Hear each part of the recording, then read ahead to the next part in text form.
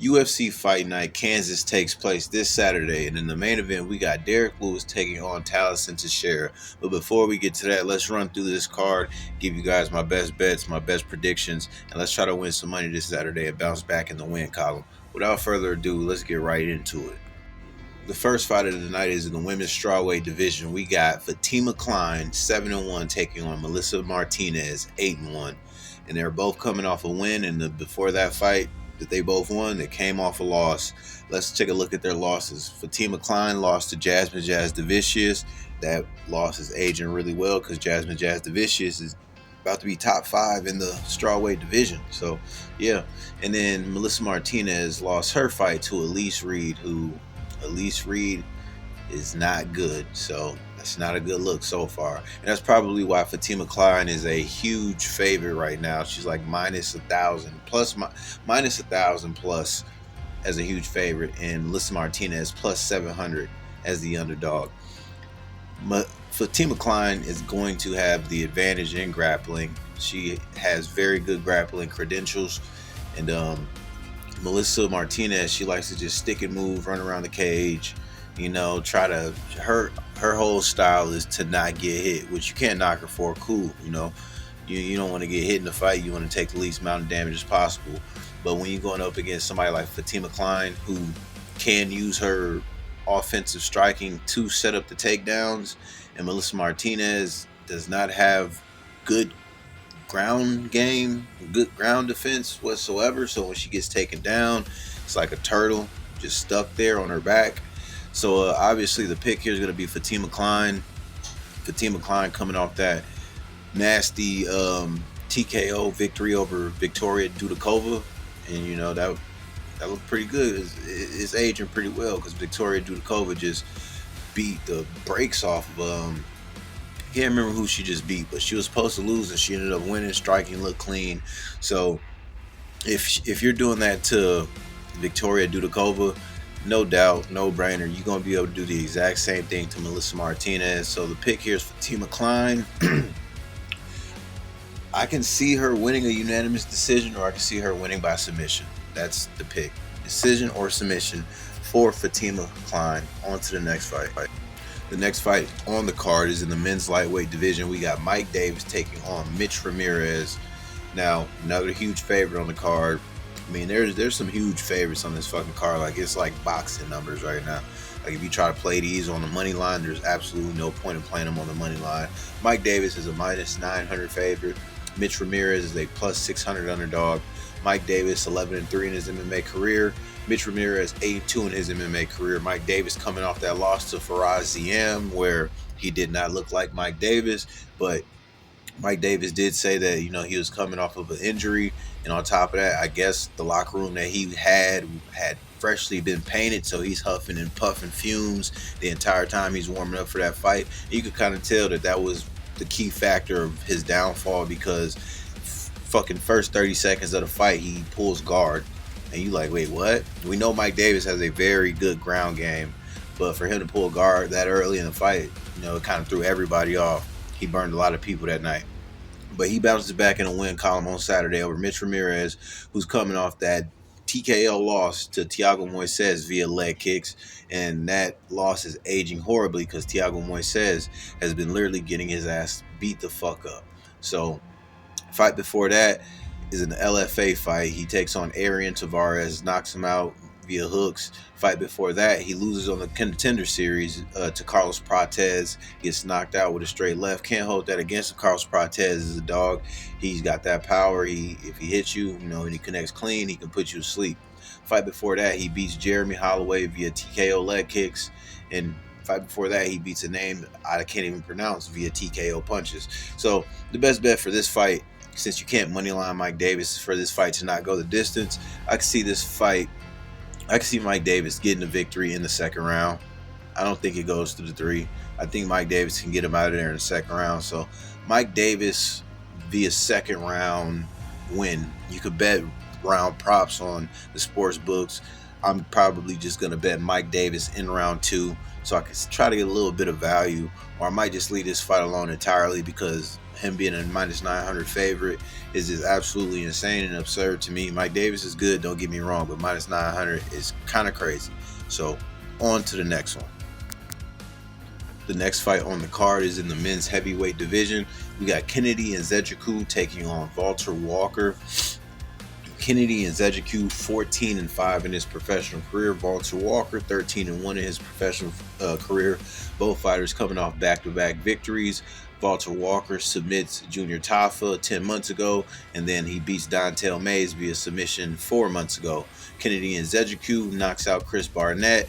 And then I already know how I feel about that fight. Chris Barnett kind of fucked himself in the beginning of the fight. Before the fight even started, Chris Barnett jumps up in the air, falls down on his fucking leg wrong, and he's pretty much injured the entire first round. And Kennedy Nzechukwu got a pretty easy stoppage because Chris Barnett stopped himself before he even got started. But I had Kennedy Nzechukwu winning that fight anyway. Fight after that, he beats Lucas Brzeski, TKO, right hook, then he starts, pounding him out on the ground, typical African savage shit. That's his nickname. That's not me being funny. But yeah, this fight to me, this is Kennedy Nzechukwu's third fight at the heavyweight mark. Light heavyweight, he wasn't having the most success. Loses to Dustin Jacoby, loses to Ovin St. Preux, beats Devin Clark. Devin Clark, he was bigger than what he was. He was hyped up a little bit too big, and he got cleaned up. But anyway, Kennedy Nzechukwu, since moving up to heavyweights on a 2-fight win streak, that's just how it goes in the heavyweight division. You take on sloppier, heavier guys, and you're coming up from light heavyweight, and you got an advantage because you got the speed, you got the athleticism on your side. So honestly, the best bet for this fight is this fight to not go 2.5 rounds, because I can see if Walter Walker gets a win, it'll be early via submission, and if Kennedy Nzechukwu gets a win, it'll be early via knockout. So that's probably the best bet to play on this fight: Kennedy Nzechukwu by knockout or Walter Walker by submission. On to the next one.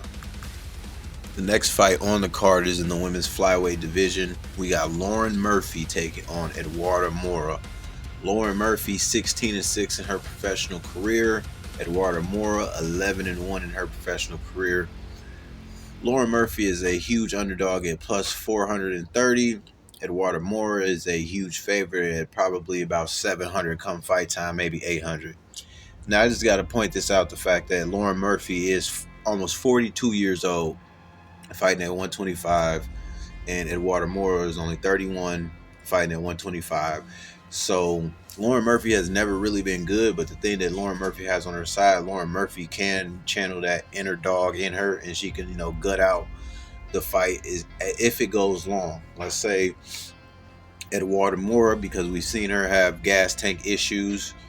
If she has gas tank issues against a pit bull like Lauren Murphy, it might be a long night for her, because we've seen Eduarda Moura face adversity when she gets tired. I mean, if you see the fight with Denise Gomes, she was doing real good until, she started to gas out, and she started to gas out, couldn't get Denise Gomes down to the ground whatsoever.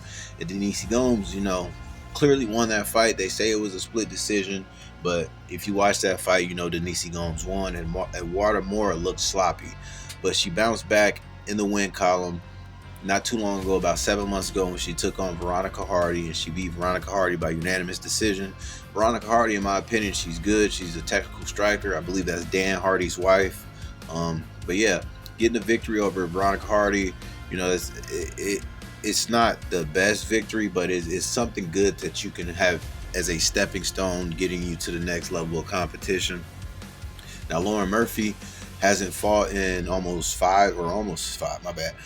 3 years. Her last loss came to Jessica Andrade. Jessica Andrade just got dominated by Jasmine Jasudavicius not too long ago, a couple fight cards ago maybe. Got completely worked, steamrolled in the first round. We called that fight perfectly. And if you're losing to Jessica Andrade, that might have been prime Jessica Andrade, because like I said, it was almost 3 years ago. So, Jessica Andrade 3 years ago was handing bitches L's, but still, you losing to Jessica Andrade, I can't back you in this fight. But this is a fight that I can't really even bet on because Eduardo Mora is too big of a favorite. Minus 650 is absolutely insane to me, seeing how she looked against Denise Gomes. And yeah, I believe my prediction is obviously Eduardo Mora is going to win, but I'm trying to give you guys a round prop or something that maybe we'll just take Eduardo Mora via takedowns. I don't know how the sports betting books, how many they have for her to get in a fight, but I might take Eduardo Mora for a takedown. Maybe do an over or under on the takedowns. But other than that, I can see this fight going over 1.5 rounds, and I can see this fight going over 2.5 rounds too. So I believe those are safe bets as well. So Eduardo Mora money line and over 2.5 rounds. On to the next one. The next fight on the card is in the men's welterweight division. We got Jake Matthews taking on Chidi Njokuani. Jake Matthews 21-7 in his professional career. Chidi Njokuani 25-10 in his professional career. Jake Matthews coming off back-to-back wins. One win over Phil Rowe via unanimous decision. That is aging pretty good. Phil Rowe's not a bum. Francisco Prado, unanimous decision win for Jake Matthews. Francisco Prado did move up in weight for that fight, and he looked like he was, a size smaller than Jake Matthews. And, they both went after it. Jake Matthews had the better of the strikes. It was a good boxing match between both fighters. They both displayed good heart, both displayed dog in them. Chidi Njokuani coming off three-peat, 3 back-to-back wins, split decision win over Reese McKee, a unanimous decision win over Jared Gooden, and then he knocks out Elizeu Zaleski, and that everybody had Elizeu Zaleski on that night to beat Chidi Njokuani, but we predicted that Chidi Njokuani was going to get the job done, and he got the job done via knockout. You know what I'm saying? Knees and elbows. It was clean. It was nasty. It was effective. Now, Chidi Njokuani is going to have the better of the Muay Thai. Jake Matthews has very clean boxing. Jake Matthews can get into the pocket. He can rip to the body and rip to the head. He likes to throw combinations. Got good low kicks too as well. Chidi Njokuani got good teeps, good knees, good elbows. Jake Matthews just seems like he might be a little bit bigger. He's going to have a grappling advantage in this fight as well. When I say a little bit bigger, don't get me wrong. I'm talking about just like the size of him, because Chidi Njokuani is 6'3", Jake Matthews 5'11". Chidi Njokuani got 80-inch reach. Jake Matthews is a 73-inch reach. This fight's actually tough to call, man. I'm not gonna lie. I feel like this fight it's damn near even on the sports book. It's gonna be a good fucking fight. It's gonna be a banger. Shit. I can see this fight going over 1.5 rounds. As far as the winner line and the money line, slight lean towards Chidi Njokuani, but Jake Matthews does have very clean boxing though. We just saw Joshua Van take on Brandon Royval. Brandon Royval's got more dynamic striking. Joshua Van's got the better of the boxing, and Joshua Van just outlasted Brandon Royval in that fight. So slight lean towards Chidi Njokuani, but there is a good chance that Jake Matthews can, have a lot of success against Chidi Njokuani in the striking and in the wrestling department. So I can see this fight going over 1.5 rounds. To me, that is a safe bet. Both fighters are durable. I mean, Chidi Njokuani, he went 3 rounds with RoboCop. So, Gregory Rodriguez just knocked out Jack Hermanson. The last fight card starched him. So if you're going 3 rounds with Gregory RoboCop Rodriguez and you're not getting finished until later in the fight, I got faith in your chin. Jake Matthews, he can crack, he can hit hard, but I don't think he pushed Chidi Njokuani away early, and I don't think Chidi Njokuani pushed Jake Matthews away early. Jake Matthews is very durable. He can take a hit, he can deliver a hit. So this fight does go over 1.5 rounds. As far as the money line winner goes, it's such a coin flip fight. I wouldn't even play the money line on this, to be honest with you. On to the next one. The next fight on the card is right here, still in the welterweight division. We got Chris Curtis taking on Max Griffin. Chris Curtis 31-12 in his professional career. Max Griffin 20-11 in his professional career. Chris Curtis coming off back-to-back losses. Max Griffin coming off a loss to Michael Chiesa 7 months ago. the pick for me is going to be Chris Curtis for sure, because Max Griffin, if you losing to Michael Chiesa, Michael Chiesa, he good Ultimate Fighter winner, like good submission guy. You know what I'm saying? Punches, his stand-up game is kind of mid. It's below mid. Michael Chiesa's stand-up game is below mid, and yeah, Max Griffin lost to him his last fight 7 months ago. So I'm not gonna look at Chris Curtis being, knocked out to Roman Kopylov with fucking 3 seconds left for the fight as anything to, hold against him. Because if you watch that fight, Kopylov drops Chris Curtis with a punch, and it's like 3 seconds left. Chris Curtis goes down on all fours. He's kind of just like looking around. Roman Kopylov walks away, and the referee just stops the fight with 3 seconds left. He could have literally just let the time run out and not put a TKO loss on Chris Curtis's record, because Roman Kopylov was walking away. He thought it was a knockout, walk-off knockout. But Curtis was obviously hurt, concussed for a split second, kind of looking around. But when the ref called the fight, he immediately protested, like, bro, I'm still here. Yeah, that shit fucked me up, threw my equilibrium off, but I'm still in this fight. I can still see, I can still hear. I'm just regaining all my senses. Yeah, the pick is going to be Chris Curtis. I don't want to make this one too long. I don't think Max Griffin is that good. Max Griffin had a good run fucking 5 years ago, but it's a whole new era. Both fighters, they're up there in age. Max Griffin, 39 years old. Chris Curtis, 37 years old. It's a battle of the unks, and I'm taking the unk Chris Curtis. I think he wins the scrap over the barbecue grill and the wine coolers and the flip-flops. I think Chris Curtis puts this one in the bag, bounces back in the win column, beats Max Griffin. And honestly, I don't see that. This fight could possibly go the distance. Chris Curtis, he's not like a wild go for it type of fighter. Like, he'll pick his shots perfectly, and then once he lands something that hurts you, he'll follow up, he'll pounce on you. But other than that, yeah, I think this fight goes the distance, and I'm taking Chris Curtis to get the job done. On to the next one. Next fight on the card is in the men's light heavyweight division. We got Junior Tafa taking on Tuco Tacos. Junior Tafa 6-3 in his professional career. Tuco Tacos 10-5 in his professional career. Initially, my first pick was Junior Tafa, and I placed a bet on that, and then I thought about it. Junior Tafa wrestling sucks. His grappling sucks. You put him on the ground, you having your way with him. Pause. But you put him on the ground, he's a turtle. He's stuck. Yeah, man. This fight is one of them. Tuco Tacos, he coming off back-to-back losses. Lost via rear naked choke to Umar Sy a year ago, and then he lost a unanimous decision to Navajo Sterling 6 months ago, where he had some good success in that fight against a highly touted prospect out of New Zealand. He did his thing. Tuco Tacos didn't get completely outclassed or outgunned. Towards the end of the fight, Navajo Sterling started. Navajo Sterling could have finished the fight a few times, but Navajo Sterling is in this phase in his MMA career where he's pacing himself. He's in the UFC now. He knows he's not on the regional scene anymore, so he's not just going in for the kill and shit. So, it was what it was. Tuco Tacos, he can hit hard, and he will implement wrestling. So, Tuco Tacos is the underdog for this fight, I believe. He's the underdog, right? Yeah, Tuco Tacos is a slight underdog.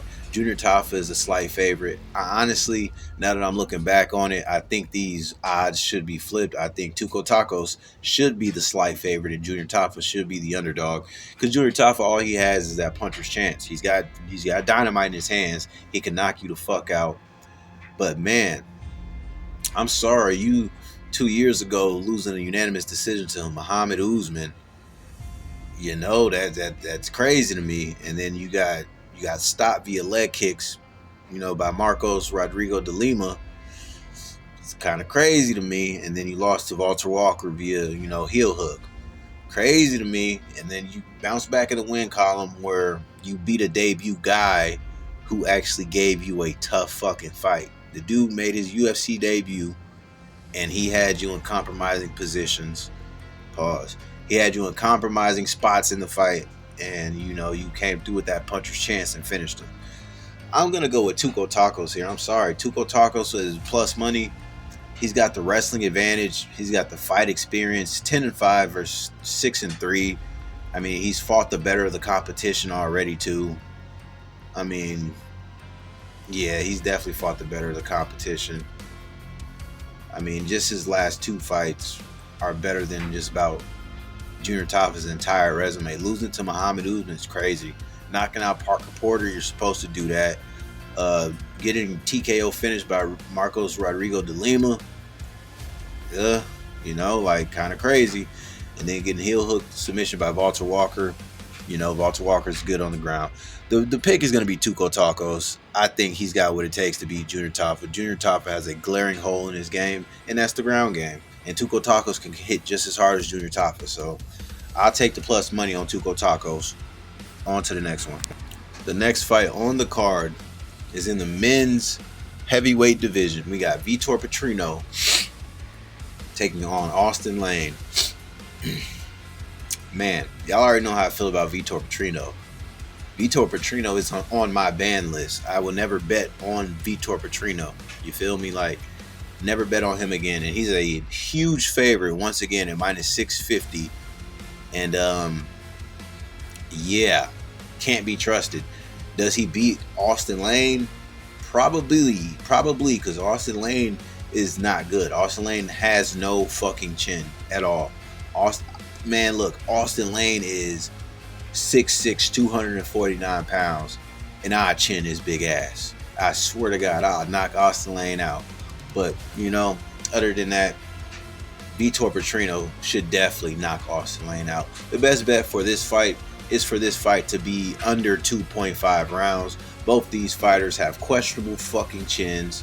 Both of these fighters have questionable fight IQ, and I don't trust either one of them. And honestly, I would be mad if they both went out there and knocked each other out. I love that, to be honest with you. That'll make me happy. They need to put that on the betting lines, a double KO if it ain't already there, because these two niggas, they can breathe on each other too hard and somebody's going to sleep, and I don't trust neither one of them. So this fight's not going the distance. I don't see it going over 2.5 rounds. In my honest opinion, Vitor Petrino should get the job done. This sounds like a nightmare because, you know, we in a fucking Doctor Strange loop with Dormammu or some shit, running the same shit back to back to back, because I've said this two other times, and Vitor Petrino then burned the fuck out of us, to be honest. Losing to Anthony Smith by guillotine and losing to Dustin Jacoby in a fight that you were winning, crazy work. But yeah. Vitor Petrino gets it done. I don't even want to spend too much more time on this fight. I want to knock both these motherfuckers out. On to the next one. The next fight on the card is in the men's featherweight division. We got Nate Landwehr taking on Morgan Chartier. Nate Landwehr 18-6 in his professional career. Morgan Chartier 20-11 in his professional career. Both fighters coming off a loss, and it's crazy because their win-loss ratio is identical. Both fighters are 3-2 of their last 5, being a loss, win, win. You know, for Nate Landwehr and Morgan Chartier, loss, win, win. So, yeah, Nate Landwehr, his last fight, he took on Doo Ho Choi. Doo Ho Choi completely just dominated him everywhere the fight went. Better on the feet, better on the ground. Made it look fucking easy. Everybody was like, and we took Doo Ho Choi in that fight. Everybody's like, Nate Landwehr got that dog in him. You know, Nate Landwehr got that dog in him because he knocked out Jamal Emmers. You know, people forget, man. He beat David Onama 2 years ago. Look, Nate Landwehr is 37 years old now, man. Father Time is catching up to him. Nate Landwehr he's now considered an unk. All right, Morgan Chartier's 29 years old, still got plenty of time to enter his prime and become something. Don't let his 20-11 record fool you. Morgan Chartier is a dog. Morgan Chartier is cold. I mean, his UFC, it wasn't his UFC debut. His second fight in the UFC, he went to a split decision with Chepe Mariscal. Chepe Mariscal is a fucking animal. Put respect on his name, because Chepe Mariscal is a goddamn dog. Fight after that, he knocks out Gabriel Miranda, and then his last fight, he loses a unanimous decision to Nathaniel Wood. And Morgan Chartier was the favorite in that fight, and everybody believed that Morgan Chartier was going to get it done, including myself. And Nathaniel Wood rained on everybody's parlays, fucked us all over. It's all good because Morgan Chartier bounces back in the win column this Saturday because he will beat Nate the Train Landwehr, and that's all there is to it. Morgan Chartier is more well-rounded. He's better on the feet. He's got good wrestling defense, got good wrestling offense. And Nate Landwehr, he thrives off those brawls. And Morgan Chartier is more of a clean, efficient striker. He'll get into a brawl with you, but at the same time, he's going to pick his shots probably a little bit sharper and more wisely than Nate the Train Landwehr will. And Nate the Train Landwehr coming off that TKO loss to Do Ho Choi, so I can see Morgan Chartier winning this fight. Let's see, 1.5 rounds. I think over 1.5 rounds is good, but you can play Morgan Chartier on the money line minus 250. Not too shabby in my opinion. I create parlays, so I don't do them little bitty 2-3 leg parlays for plus 100, plus 200. I'm trying to flip something big. You feel me? And I've flipped some big shit before, and if y'all in this channel, you already know. You already been a part of the winnings. I appreciate y'all, by the way, because y'all been a part of the L's too, and y'all still fuck with me. Those who do listen to this shit, I'm giving you the game. I'm giving you the best insight. Dead ass serious. I watch this shit 24/7. Y'all already know, but the pick is Morgan Chartier. He's more well-rounded. He's got more ways to win than Nate Landwehr. On to the next one. Next fight is in the men's featherweight division. We got Calvin Kattar taking on Steve Garcia. Calvin Kattar on a 4-fight losing streak at the moment. Not looking good. His last win was damn near 4 years ago. His last win was a unanimous decision win over Giga Chikadze 3 years and 5 months ago. Since then, he's lost to Josh Emmett by split decision.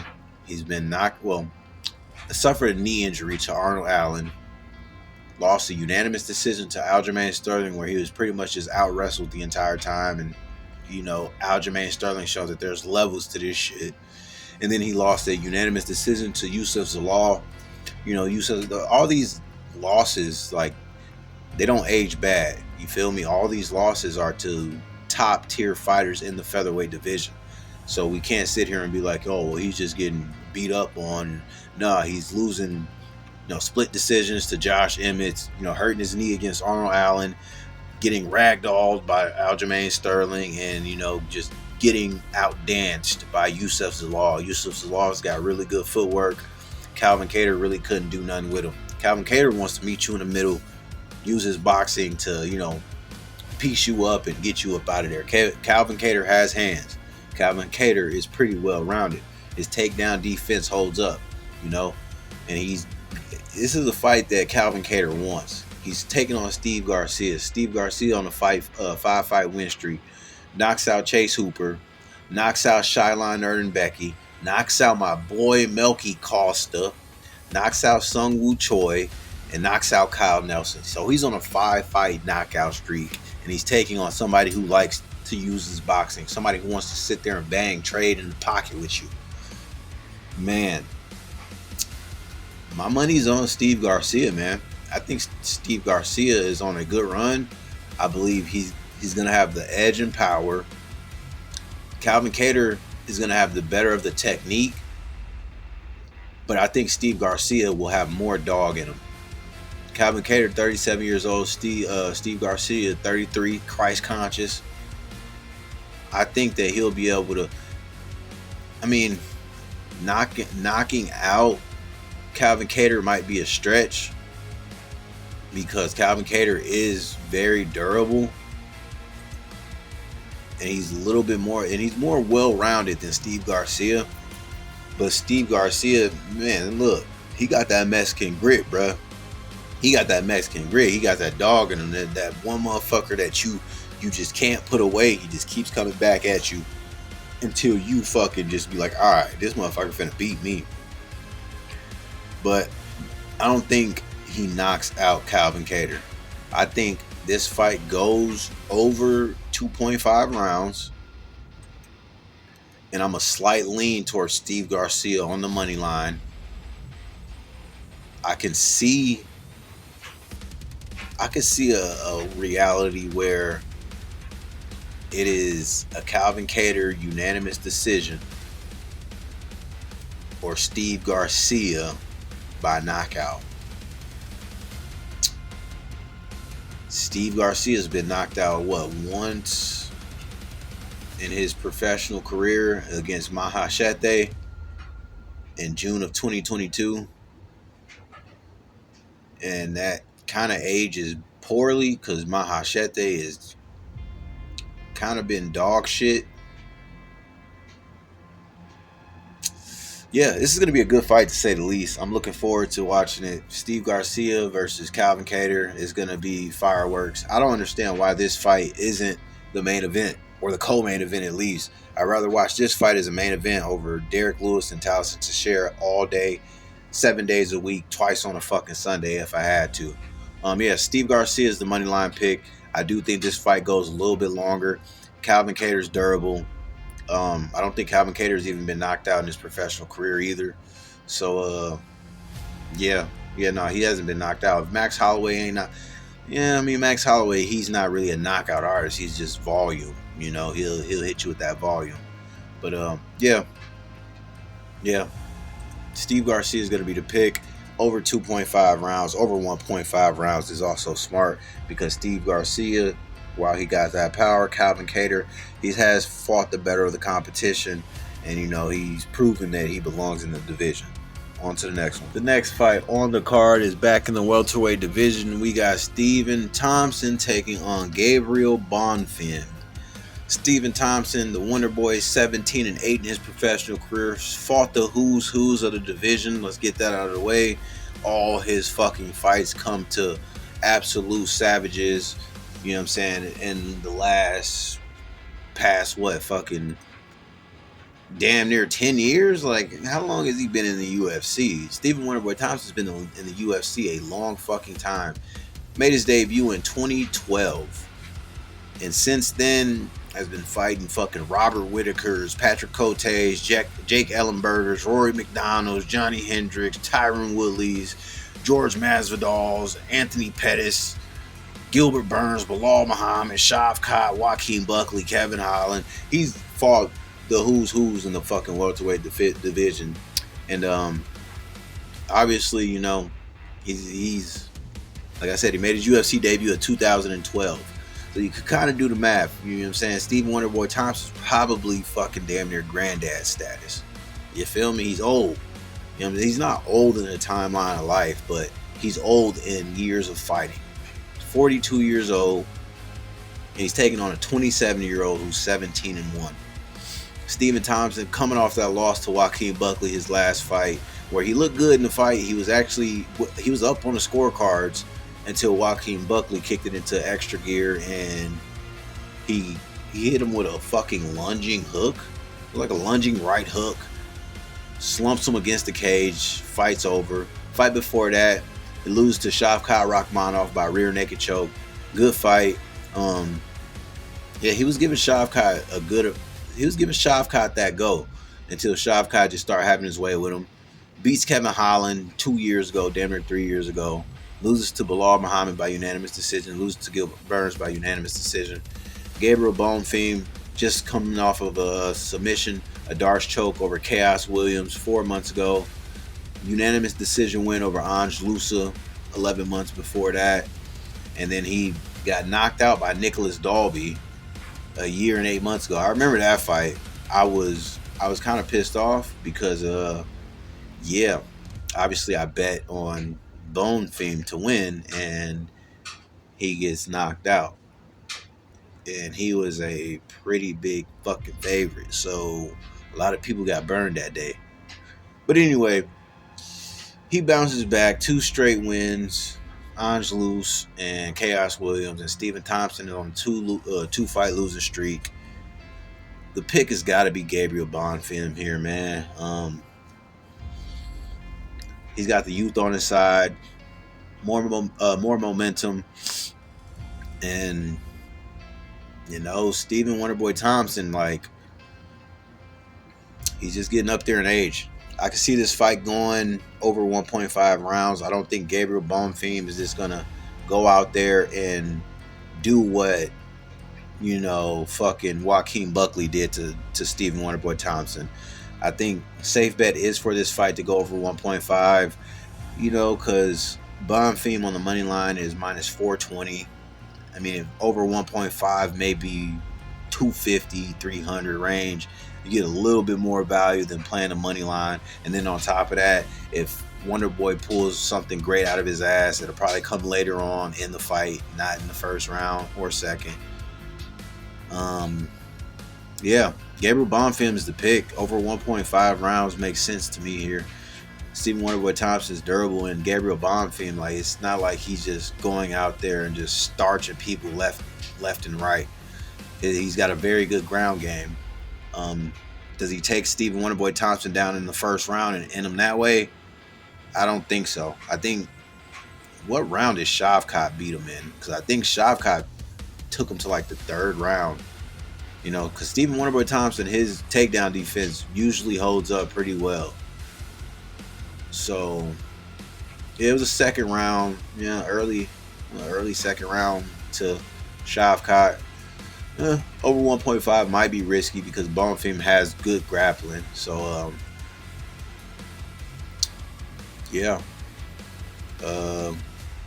Bonfim via takedown. You can play a takedown for Bonfim, or you just money line him. I don't think that Wonderboy is gonna beat him. So, I mean, he's got a chance. Nicholas Dalby fucking beat him, but Nicholas Dalby's a dog, but he just got knocked out viciously by Randy Brown. So it's not aging too well. That's even worse, in my opinion, now that I think about that. Stephen Wonderboy Thompson has way better hands than Dalby. I'm not going to pick flip. The pick is going to be Gabriel Bonfim. I think he's got the youth on his side, and he could beat Stephen Wonderboy Thompson. Let's move on to the main event. All right, the main event of the night is in the men's heavyweight division. We got Derek Lewis taking on Talshin Teixeira. Derek Lewis 28-12 in his professional fight career. Talshin Teixeira 8-0. Very green still in his professional career. He's on an 8-fight win streak. Never lost, obviously. He hasn't fought like the best competition, and he's very fucking hittable. He's very green early in the game. I mean, win over Justin Tafa. I mean, he fucking cleaned Justin Tafa up real quick. It was nice. It was impressive, but like, Justin Tafa is not like a fucking world beater. And then on the Contender Series, knocking out Arthur Lopez, and Arthur Lopez was cracking you. He had some success. Oh, man, I already bet Talshin Teixeira to beat Derek Lewis, but now that I'm looking back on it, Derek Lewis is the king of puncher's chances. He is like the god of puncher's chances, because literally, man, all he has to do is connect one fucking time and he's knocking you the fuck out. Knocking you the fuck out clean at that. Talshin Teixeira, huge. 6'7", 263 pounds, 25 years old. Derek Lewis, 6'3", 40 years old. Both fights, co-main event and the main event, like, they're giving these young up-and-coming prospects the GOATs, I didn't even say gatekeepers. The gatekeepers of the top 10, top 5, to be honest. Fuck, man. Talshin Teixeira is hittable. That's the thing. He is very fucking hittable, and if you are going to be hittable against Derek Lewis, he might plaster your nose on the other side of your face, like dead ass. But he's got to swing up very, very far to do it. And we've actually seen him swing up very, very far in his win over Alexander Volkov, where Volkov was beating him the entire fucking fight. And Derek Lewis in the third round knocks out Alexander Volkov. I believe Alexander Volkov the same height as Talshin Teixeira, just tall skyscrapers. And Derek Lewis got Volkov out of there. Derek Lewis can absolutely get Talishon Teixeira out of here. 28-12 versus a 8-0 record. Why is Talishon Teixeira even getting this fight right now? It's man.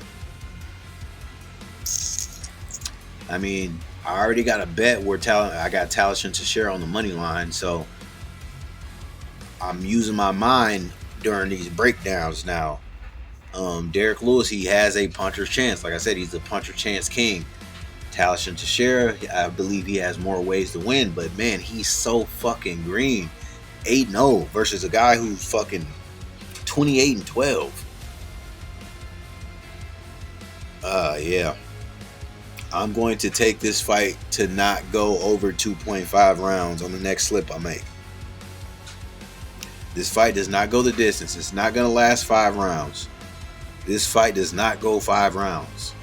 I can guarantee, man, look, I bet any kind of money that this fight does not go 5 rounds. It's not going the distance.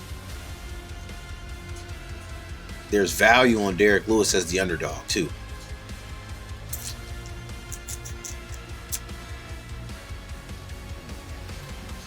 Yeah, this fight does not go over 2.5 rounds. Talishon Teixeira or Derek Lewis? Which one? I think Derek Lewis can get him out of there, to be honest. I think Derek Lewis could knock him out. This fight ends via TKO or KO. 110%. 110%. Let me see, how many fucking submissions does Talishon Teixeira have? Last 5 fights been knockouts. Yeah, Talishon Teixeira is not a submission artist. He's not a submission ace. So he's not going to submit Derek Lewis. Somebody's getting put to sleep. That's it. I can't confidently back Talishon Teixeira right now and say he's going to be the one to sleep Derek Lewis. And he's just too green. This fight don't go the distance. That's it. That's all. Yep, that's it. That's all, folks. That's the breakdown for UFC Fight Night Kansas City this Saturday. I've been thinking about bringing back the underdog section where I pick an underdog because there's a couple underdogs on this card that's got a dog chance in them. Let me know in the comments if y'all want me to bring back them underdog clips and videos that I used to put at the end of the video. Yeah, like, comment, subscribe. Let me know what your picks are. Let me know what you think is going to happen, what's not going to happen. I like to hear y'all side of the story too. Without further ado, I'll see y'all Saturday for UFC Kansas City, Derek Lewis versus Talishon Teixeira. Hopefully I'll meet y'all at the bank.